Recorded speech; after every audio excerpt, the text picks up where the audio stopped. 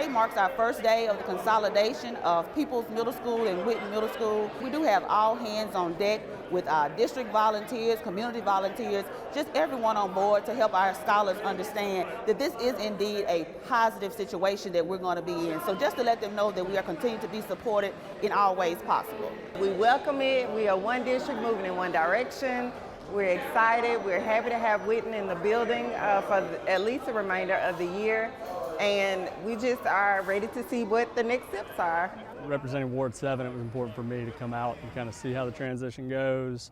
Whitten was one of my schools in Ward 7, and so I'm really excited to see the kids get into this space, to see all the work that the administrators and the teachers have put in over the last really truncated period of time, this 2 weeks. And it's an impressive thing that they're doing, and there's a lot of enthusiasm from the kids this morning.